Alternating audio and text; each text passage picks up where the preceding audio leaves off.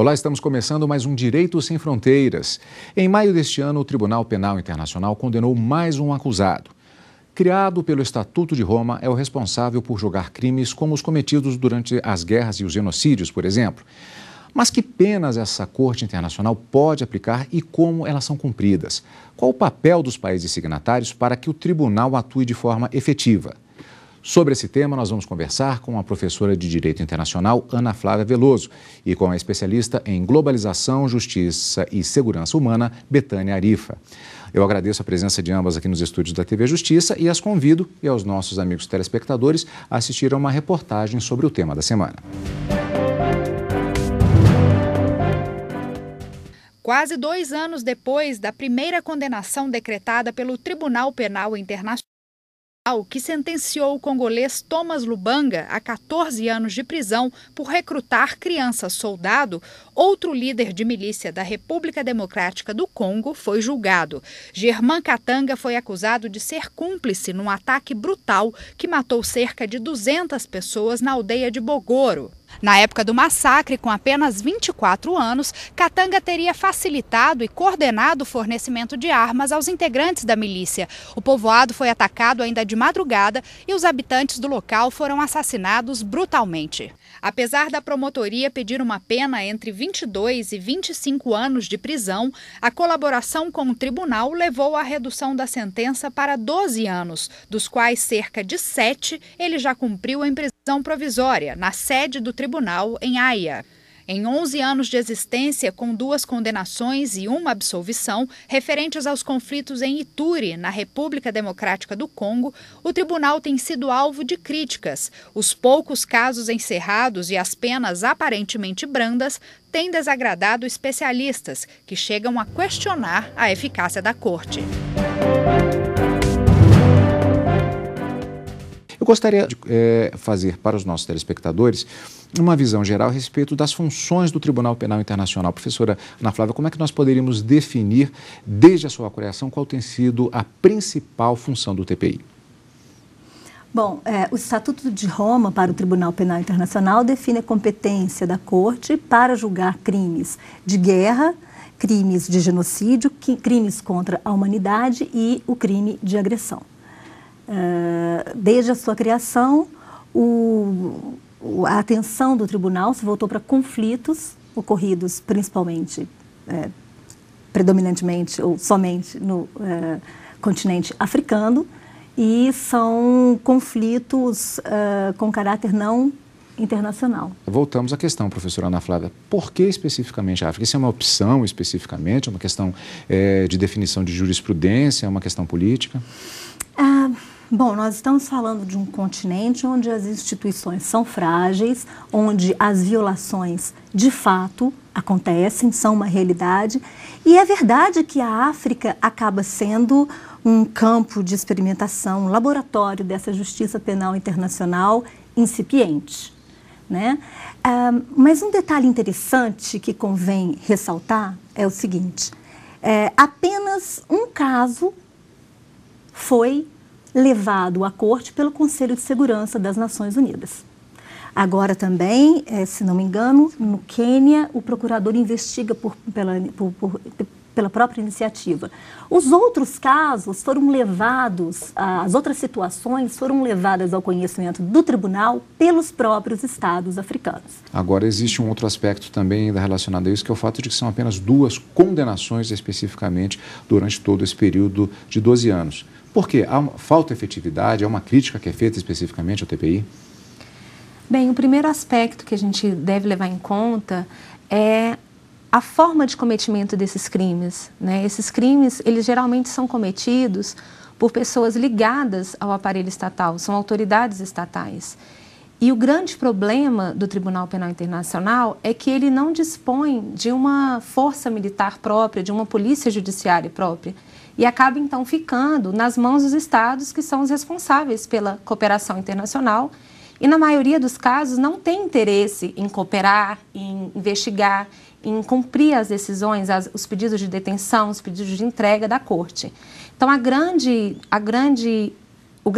falha nem é atribuível ao tribunal em si, mas aos estados que, ao assinarem o estatuto e terem a consciência de que ali eles teriam o dever de cooperar, acabam não cumprindo com essa obrigação.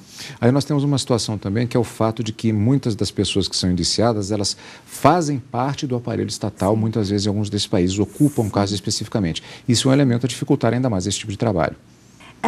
Mas como a professora Betânia estava dizendo, né, o tribunal não conta com uma polícia própria e por isso ele depende, e a própria filosofia institucional do Tribunal Penal Internacional é justamente contar com a cooperação dos Estados partes no Estatuto de Roma. Agora, o tribunal pode fazer, eu faço a pergunta às duas, tomar algum tipo de medida em casos, por exemplo, de pessoas que são...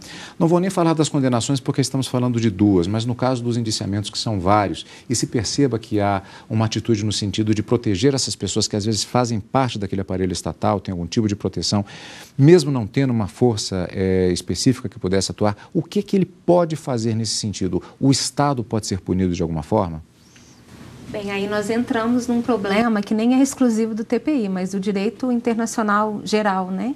Que é a falta de mecanismos que obriguem os Estados a cumprirem tanto os tratados internacionais quanto as decisões das cortes, né? O artigo 89 do Estatuto, ele diz que é dever do Estado cooperar com o tribunal.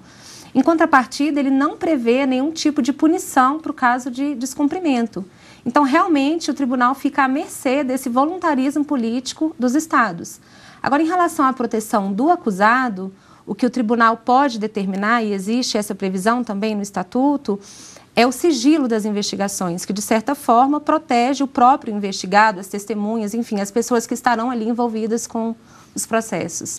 Agora, é muito possível que os telespectadores, quando falamos a respeito de crimes tão graves, particularmente no cenário internacional, que foram muito noticiados à época em que ocorreram, ou pelo menos foram descobertos, muito possivelmente o telespectador está lembrando de situações, por exemplo, como a da antiga Iugoslávia, em que houve diversas barbaridades que foram perpetradas na época da guerra entre sérvios, bósnios e croatas. E existe uma situação específica que são chamados tribunais ad hoc para a antiga Iugoslávia. São situações diferentes, específicas, que não têm uma relação direta com o Tribunal Penal Internacional. Os tribunais ad hoc, no caso o Tribunal Penal para a ex-Iugoslávia, foi um tribunal criado pelo Conselho de Segurança das Nações Unidas com o objetivo de julgar esses crimes cometidos nessa região. O Tribunal Penal Internacional é um tribunal permanente que não foi constituído pelo Conselho de Segurança das Nações Unidas, foi constituído pela Assembleia dos Estados-Partes. E tem personalidade jurídica própria, não faz parte das Nações Unidas, embora tenha com as Nações Unidas, especialmente o Conselho de Segurança, relações estreitas. Então, no caso dos Balcãs, nós falamos de um Tribunal Penal Internacional ad hoc e não de um Tribunal Penal Internacional permanente, que é, ao lado da personalidade jurídica própria, a principal característica do Tribunal Penal Internacional. E nesse aspecto tem um ponto relevante também, professora, que é a questão da anterioridade, né, penal, que os tribunais ad hoc, como foi o caso do Tribunal para a ex-Iugoslávia, eles foram criados para punir crimes que já haviam acontecido. E no direito penal nós temos um princípio que é uma garantia do acusado, que é o princípio da anterioridade penal, que o Tribunal Penal Internacional procurou garantir e que não era garantido por esses outros tribunais que o antecederam. Vou viajar no tempo e vou para o Tribunal de Nuremberg, que posteriormente sempre sofreu, até hoje é objeto de debates e estudos, na medida que ele é apontado, na verdade, como um tribunal de exceção. A própria existência do Tribunal Penal Internacional, nesse sentido, ela pode levar a se evitar que os tribunais ad hoc criados para situações específicas também possam ser considerados como tribunais de exceção. Há uma questão doutrinária também em discussão aqui? Sim, a ideia de um Tribunal Penal Internacional com vocação universal, não só para julgar determinadas situações em determinadas partes do mundo, com caráter permanente, um tribunal que tenha definido anteriormente as condutas a serem julgadas ali. Tudo isso tem um valor histórico muito importante e evita certos questionamentos, pelo menos evitaria certos questionamentos que se fizeram em Nuremberg, Tribunal de Vencedores contra Vencidos, em Nuremberg e em Tóquio, e certas críticas que se fazem, que são dirigidas aos tribunais penais ad hoc, principalmente quanto à seletividade política né? Então, a pergunta que se faz é: por que a Sérvia? Por que Ruanda? Por que não a Palestina, a faixa de Gaza? Por que não situações em outras partes do mundo, né? Então, em princípio, a ideia de um tribunal com vocação universal seria justamente para apagar esse estigma da justiça de exceção, da justiça dos vencidos, da justiça dos ricos. A respeito dessa situação referente ao papel de estados que têm seus membros questionados e indiciados, a professora Betânia falava a respeito do caso específico do Sudão. Do que é que se trata? O caso do Sudão é basicamente para investigar as práticas do presidente Omar al-Bashir durante o conflito em Darfur, né? Ele foi acusado de crimes contra a humanidade, crimes de genocídio, e há contra ele um pedido de entrega e detenção que circulou por diversos países signatários, inclusive o Brasil, mas nunca foi cumprido. E, inclusive, o próprio Estado, ele legitima a atuação deste investigado na medida em que não cumpre com esse pedido e, além disso, corrobora o comportamento dele quando ele é eleito, né, recentemente eleito, com 68% dos votos, presidente do Estado. E aí entra também um papel importante que seria da União Africana, que é um organismo internacional, e que não é cumprido, e na verdade faz um verdadeiro boicote ao TPI, e estimulando os países africanos a não cumprirem as ordens do tribunal. Por isso, o Sudão, acredito que dificilmente ele será entregue à corte. Situações que são bastante interessantes do ponto de vista de estudarmos a atuação desta corte com cerca de 12 anos de existência, daqui a pouquinho, logo depois do intervalo. Não saia daí. Vem aí o 13º Congresso Brasileiro de Direito Constitucional Aplicado. A anfitriã do evento será a capital baiana, Salvador, dias 28 e 29 de agosto, no Centro de Convenções da Bahia. Informações e inscrições no site portalmultipla.com.br.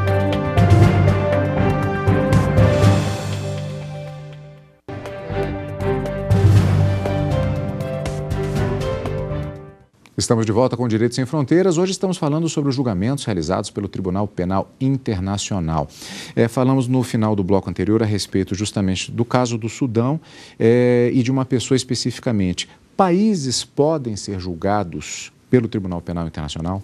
Não. Na verdade, o Tribunal Penal Internacional julga a responsabilidade individual. São indivíduos que podem ser julgados pelo Tribunal Penal Internacional. A Corte que julga estados é a Corte Internacional de Justiça, que é um órgão das Nações Unidas. Mas existe uma relação estreita, como eu dizia, entre as Nações Unidas e o Tribunal Penal Internacional. Então, existe um acordo entre as duas organizações, um acordo com um objetivo de troca de informações que estabelece a possibilidade da Corte Internacional de Justiça e o Tribunal Penal Internacional agirem de forma complementar. No caso, o tribunal julgando pessoas e a Corte Internacional de Justiça julgando a responsabilidade internacional dos estados. Bom, no primeiro bloco nós falamos bastante a respeito de duas penas apenas que foram determinadas pelo TPI. E ainda existe um outro aspecto relacionado com isso, que foi o fato de que muitos consideram que mesmo as penas são brandas, foram brandas em relação à gravidade dos crimes perpetrados nos processos, como ficou demonstrado nos processos que tramitaram no tribunal. Isso também é um ponto que poderia ser apontado como estímulo à própria impunidade em relação à atuação do tribunal? Eu acredito que as penas não sejam tão brandas quanto se tem noticiado, né? Porque no momento da fixação da pena, há outras coisas a serem consideradas, né? Por exemplo, no caso da condenação do Katanga recente, não é apenas a gravidade do crime ou a participação do acusado no cometimento desse fato delituoso, mas a circunstância dele ter colaborado com o processo criminal. Tem outro atenuante também que foi levado em consideração pelo tribunal, que é o fato dele ter 6 filhos, né? E não só isso, hoje existe uma tendência do direito penal que é de não ver a pena apenas em seu caráter retributivo ou preventivo, né? Então, não é só retribuir o mal do crime com o mal da pena. Hoje se fala muito numa justiça restaurativa e o Tribunal Penal Internacional, neste ponto, ele é considerado como um grande avanço. Inclusive, na condenação do Lubanga, no caso da República Democrática do Congo, foi oportunizado ao acusado um pedido de desculpas à vítima e outros tipos de reparações simbólicas. E também foi a primeira vez que foi utilizado o fundo fiduciário das vítimas, né? Que é um fundo utilizado não apenas para indenizar, mas tentar de alguma forma reparar os danos sofridos pelas vítimas das atrocidades que são cometidas. Professora Ana Flávia. Sobre isso eu acho muito interessante também. Em primeiro lugar, eu acho muito cedo para dizer que as penas do Tribunal Penal Internacional são brandas. Nós temos 2 condenações, uma a 14 anos e uma a 12 anos. E depois, como a professora Betânia muito bem ressaltou, o Tribunal Penal Internacional ele busca um equilíbrio entre essa justiça retributiva, onde o enfoque é na punição, é no sofrimento do criminoso, e a justiça restaurativa, que busca atender a vítima e restituir à vítima uma situação anterior ao cometimento desses crimes. Então, as vítimas têm a possibilidade de participar do processo, as vítimas têm a possibilidade de obter ajuda por intermédio desse fundo, um fundo voltado para as vítimas. Então, elas têm a oportunidade não só de participar no processo, de levar suas inquietudes, as suas preocupações, como também elas podem obter indenizações financeiras, cirurgias reparadoras de danos físicos, acompanhamento psicológico. Então, a ideia é, atendida a vítima, né, dentro desse espírito da justiça restaurativa, que não tem um enfoque só no infrator, mas também na vítima, a ideia é permitir que o juiz tenha tranquilidade necessária para fazer a dosimetria da pena segundo critérios objetivos de justiça. Então, esse é um modelo bastante novo na Justiça Penal Internacional, mas é um modelo que já é adotado em vários países europeus, inclusive na França, que, a meu ver, é um modelo exemplar. Essa é uma questão bastante interessante, porque normalmente, no imaginário, digamos assim, popular, se imagina as cortes penais como mais ligadas ao que no direito chamaríamos o período da vingança privada, ou seja, a pena aplicada no sentido de se vingar um mal feito. Podemos dizer que o TPI, então, com esses 12 anos de existência, ele tem sido marcado por uma posição de vanguarda, mais humanista, que, segundo algumas correntes, deveria ser predominante, não só no direito internacional, mas em todo o direito penal. É mais ou menos isso que tem norteado esse tipo de trabalho do TPI? Não há dúvida, não há dúvida. Inclusive, há toda uma preocupação com a reabilitação, com o bem-estar dos criminosos. Os criminosos, cada um tem o seu computador, eles têm acesso, comunicação direta com um advogado, direito de privacidade pelo computador. Não há dúvida que o TPI, nesse sentido, é um tribunal exemplar. Também. Mas aí eu vou fazer o papel do advogado do diabo, no sentido, particularmente em um período que tem sido marcado, esse início, já não tão início assim, mas já na segunda década do século XXI, há muito a questão que se fala a respeito da própria questão da impunidade. Isso também não causa um certo temor do ponto de vista da população mundial que acompanha essas questões? Nesse sentido, o tribunal, mesmo sob esse signo, ele não poderia ser um pouco mais efetivo na celeridade das suas condenações, ou é um desafio muito difícil ainda de ser cumprido? Veja bem, eu li uma entrevista da juíza Silvia Steiner, a nossa juíza no Tribunal Penal Internacional, e ela dizia, o que é visível são as condenações. Então, esse estágio anterior não é visível, mas é um estágio bastante complexo. Você imagina coletar provas, ouvir testemunhas, a questão do idioma, muitos não falam dialetos, precisa tradutor. É um trabalho muito grande. Então, acho injusto falar em falta de efetividade do Tribunal Penal Internacional. Professora Betânia. Eu concordo com a professora Ana, acredito sim na efetividade do Tribunal Penal Internacional. O papel das vítimas tem sido realmente considerado. E a questão da morosidade é como ela mesma colocou. Não é um processo fácil, né, que envolve países, que envolve crimes praticados em situações de conflito, que exige cooperação internacional. Então, eu acredito sim que tem sido e tem tudo para ser ainda mais efetivo. O tribunal pode julgar casos de países que não são signatários do Estatuto? Sim. Ele pode julgar quando a situação em questão tiver sido levada ao conhecimento do procurador pelo Conselho de Segurança das Nações Unidas. Aí o Estatuto de Roma estabelece essa possibilidade do tribunal em fazer investigações e realizar julgamentos em territórios de estados que não sejam partes no Tribunal Penal Internacional ou no Estatuto de Roma e membros do Tribunal Penal Internacional. Essa é a única possibilidade. Agora eu volto a uma questão abordada há 12 anos. Estados Unidos, que não são signatários do Estatuto de Roma, que institui o Tribunal Penal Internacional. Então vamos dar uma rememorada nesse ponto. Por que e quais os efeitos disso? Primeiro, por que os Estados Unidos, desde então, eles não são signatários do TPI? Bem, diversas foram as argumentações dos Estados Unidos para não ratificar o Estatuto de Roma.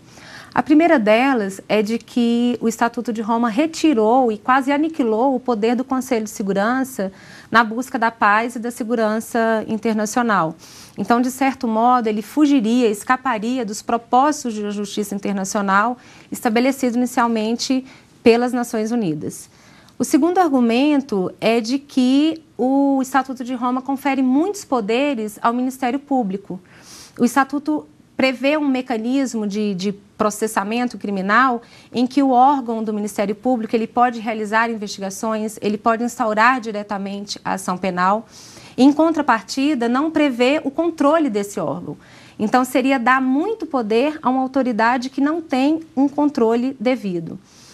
Um outro argumento é de que não havia ainda, e como de fato ainda não há, apesar da recente convenção em Kampala, uma definição do que seja o crime de agressão. Então, há um receio, inclusive, de que o uso de armas nucleares seja considerado violação do direito humanitário, que nós sabemos que para as grandes potências é algo que não interessa. E, por fim, que eu acredito que seja o verdadeiro argumento, é que o Tribunal Penal Internacional viola a soberania dos Estados.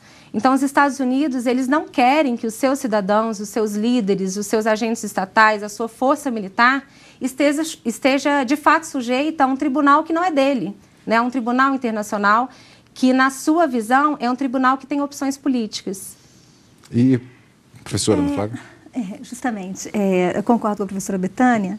Os Estados Unidos teriam preferido que a iniciativa para levar as situações ao exame do tribunal fosse unicamente do Conselho de Segurança das Nações Unidas, onde os Estados Unidos, ao lado de China, Rússia, Reino Unido, têm o poder de veto. Então, os Estados Unidos teriam um controle maior sobre essa instituição. Incomoda a autonomia do procurador aos olhos do Estado americano. E isso, Carlos, eu não acredito nem que seja algo que apenas da administração norte-americana.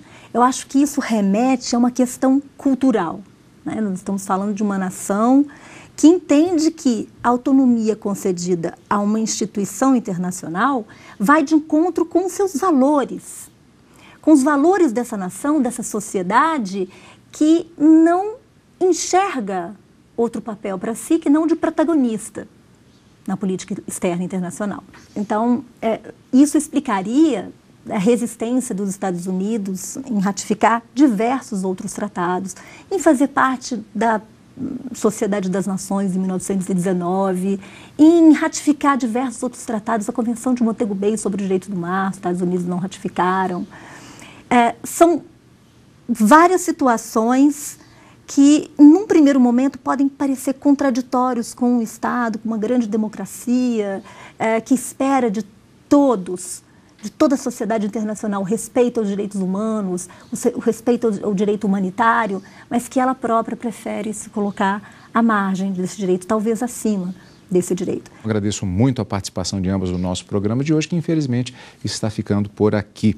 Você, amigo da TV Justiça, pode colaborar mandando a sua sugestão para o Direito Sem Fronteiras. O nosso e-mail é direitosemfronteiras@stf.jus.br. E se você quiser assistir novamente a esta ou outra entrevista, outro programa da TV Justiça, basta acessar o nosso site www.tvjustiça.jus.br. Encontro marcado na próxima semana. Obrigado pela sua companhia e até lá. Tchau, tchau.